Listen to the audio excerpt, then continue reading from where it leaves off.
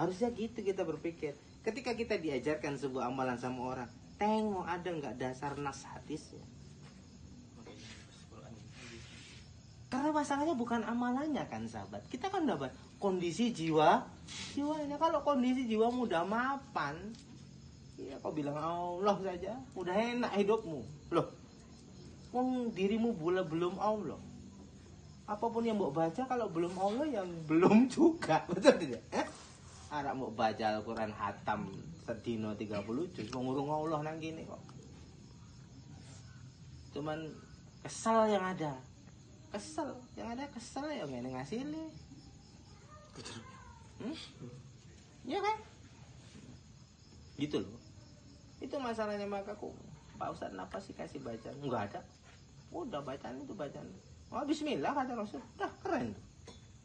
Gak cukup kau dengan bismillah. Ah udah payah kan? Kok dengan nama Allah aja kau gak cukup, mau dengan nama siapa lagi? Loh, jelas kan? Mau ngapa-ngapain Pak Ustadz misalnya entah sakit, udah bismillahirrahmanirrahim, selawat, udah.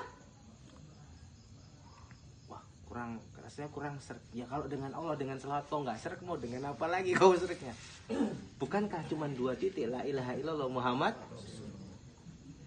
Aku ya alhamdulillah, anak apapun misalnya. Misalnya meskipun aku kan ajarkan begini sahabat. Anakmu sakit, istrimu nggak sehat, kau minta kepada Allah. Bismillah dan selawat.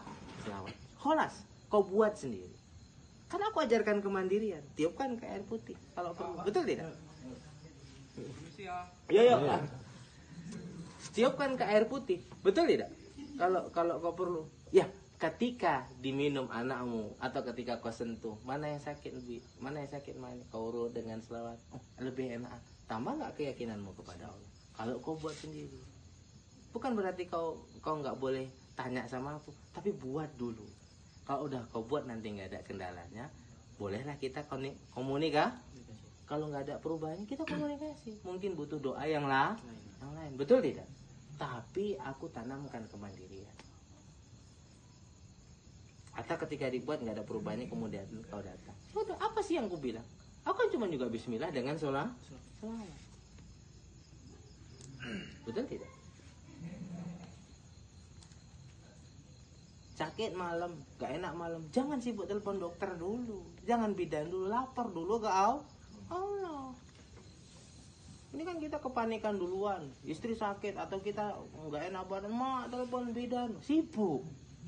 Itu sudah mendahulukan Allah dulu. Astagfirullah. Buat dulu apa yang kita buat, ingat Allah dulu, udah baru telepon bidan sebagai bentuk ikhti. Tapi Allah tetap harus didulukan. Ini yang sering selip orang. Ketika betul tidak? Orang kalau sudah ke Allah itu atau belum, kan dampak dari sikapnya. Cerita boleh Allah, menurut sakit terus ibu boleh bidan di sini, enggak pasti itu. Ya ke Allah dulu.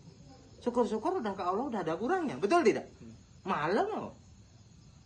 Kenapa mak? Kenapa bu? Perutku pak sakit, udah sini. Ambilkan air hangat, bacakan bismillah, sholawat. Minta sahabat Rasul. Gimana? Udah ada enaknya kok. Sudah kan nggak perlu manggil bidan malam-malam. Itu sebagai P3K-nya itu ya Allah dan Rasulnya dulu lah. Paham ya?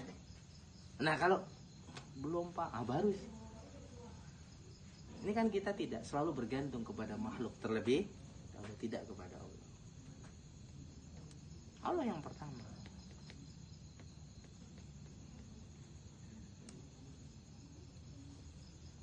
Buat sendiri.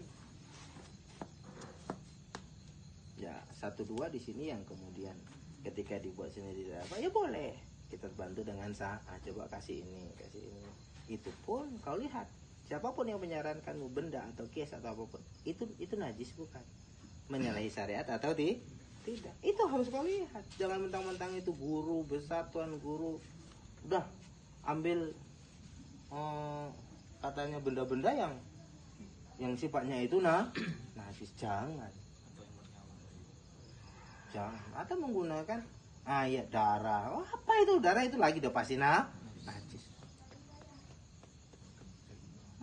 Kencing pula.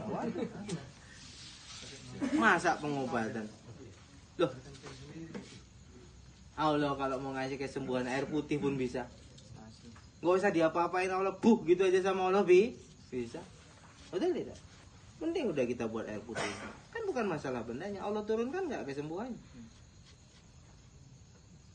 Tapi jadi kan bukan obat atau ini, yang penting Allah. Tapi bukan berarti tidak berobat, ya silahkan. Yang penting jangan dengan benda-benda atau dengan cara-cara yang keluar dari bingkai Quran dan Sunnah, apalagi dengan malaria, sop anjing. Mati aja lah bagus loh. Itu nek aku dengan keyakinanku ya aku nggak bisa paksakan kan. Misalnya suatu saat aku nak malaria, ini harus sop anjing, enggak. Akan kupertahankan. Meskipun fihalit daruroh katanya boleh, enggak. Enggak lah. Harus mati ya, mati aja. Nah gitu. Punya nggak prinsip kita sekuat itu? Nah ini kan nggak bisa dipaksakan kepada setiap orang. Kecenderungan berpikir orang itu kan berpengaruh pada hasil keputusan yang dia ambil dalam hidup. Lebih mengutamakan akidah atau kesehatan, akidah atau kelapangan, akidah, kan? Atau yang lain-lain. Orang yang mendahulukan akidah nggak peduli dia sakit, bagusan dia sakit dan akidahnya bertahan daripada dia sehat akidahnya kor. Itu sifat orang akidah. Tapi siap. Nah ini kan gini, kadang-kadang kita akan dihadapkan dengan situasi-situasi seperti itu hanya untuk menguji daya tahan sampai di mana keyakinanmu kepada aku, kata Allah. Nah kan ini masalah.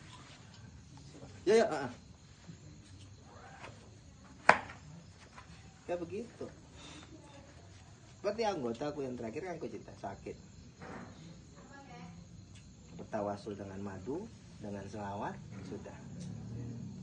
Minta kepada Allah. Oh, tidak ada kurangnya, kita bawa ke bidan. Ke bidan Rani. Ke bidan terdekat kan. Oh, ini gini kasih obat. Sekian hari nggak ada kurang. Kita bawa lagi ke bidan. Dianjurkan ke spesialis. Kan begitu. Udah main ini ku. Spesialis. Secara akal harusnya betul. Akhirnya aku kembali kepada keyakinan kalau mau disembuhkan Allah, jalannya sudah banyak. Dari air putih yang kubuat, dari madu, dari kedokteran medis sudah loh, dari bidan. Ini bukan permasalahan bidan atau spesialis. Masih mau diturunkan kesembuhan atau tidak? Kalau Allah bilang belum, mau kemana pun ku bawa anakku ke ujung dunia nggak bakal sembuh. Masalahnya aku terima nggak kalau anakku sakit? Ini kan masalahnya. Aku terima nggak ketetapan Allah itu? Nah, kan sulit ini kan. Akhirnya aku berhenti udah. Aku terima. Bahkan ya Allah, aku bilang, kalau kau harus ambil anakku karena ini milikmu, aku ikhlas. Loh, udah nggak ada beban. Siap nggak kita dengan begitu? Gitu tak serahkan sama Allah. Hai, Allah cuma mau ngetes saja loh. Ini loh. Tapi ini kan sulit ya. Ini kan kondisi-kondisi jiwa yang sulit. Kita sering berada di persimpangan antara pemikiran dengan keyakinan, antara perasaan dengan keyakinan. Betul tidak? Kita kan sering berada di simpang itu. Ini keyakinan, ini perasaan, ini pemikiran. Jalan mana? Kita sering dihadapkan kepada 3 simpang. Kalau jalan lurus keyakinan, sebelah kanan pemikiran, sebelah kiri kita pilih jalan mana? Ya kalau ikut jalan keyakinan, pemikiran dan perasaan tinggal. Betul nggak? Aku pilih jalan keyakinan. Udahlah ya Allah. Hidup mati anakku di tanganmu. Yang penting kau tahu. Yang penting kau tahu. Hambamu tidak tinggal diam. Hambamu sudah berusaha. Sudah buat bertawasul dengan madu, dengan air putih, juga dengan keahlian bidan Rani. Plus keahlian tukang kusuk. Ya kan? Yang anak-anak biasanya kan terkilir kan. Kusuk sudah. Bidan sudah. Ini sudah banyak jalan kalau mau disembuhkan Allah. Sebagai tawasul. Bisa dari madu yang kukasih, bisa dari bakar tukang pijat yang musuh dia, bisa dari bidan Rani dengan penanganan. Kalau memang mau dikasih. Lah kalau belum, kau datangkan ahli anak seluruh dunia. Aku kalau belum mau kasih sembuh, nggak sembuh anakmu. Betul, itu bicara keyakinan kan. Akhirnya aku ambil keyakinan. Berarti kau belum izinkan ini sembuh. Atau mungkin kau berkeinginan lebih dari itu, kau ingin ambil ini, ya Allah, hamba ikhlas dan siap. Sahabat, ketika engkau mulai mengenal Allah, maka siapapun di hatimu yang selain Allah akan jadikan ujian. Itu sifat Allah. Karena Allah nggak mau diduakan. Benar nggak kau di sini belajar mau kenal Allah? Kalau benar, maka siapapun di hatimu sekarang yang selain Allah, mulai dari sekarang ke depan akan jadi ujian terberat. Kalau itu anak, maka anakmu yang digas Allah. Nah, itu ya. Kalau itu istri, istrimu digas Allah. Kalau itu pekerjaanmu yang digas Allah. Siapapun yang nyantel di hatimu, Allah periksa. Kau mau kenal aku nggak ingin aku bersanding dengan yang lain di hatimu. Di pikiranmu nggak apa-apa, di perasaanmu nggak apa-apa, di hatimu di hatimu harus cuman ada aku, ada anak, ada istri, ada pekerjaan. Wah, inilah sumber masalah kehidupanmu. Ke atas hari. Karena apa? Karena kamu belajar kenal Allah. Payah ya, payah. Udah nggak usah belajar, keluar besok nggak usah kemari lah. Gampang kan?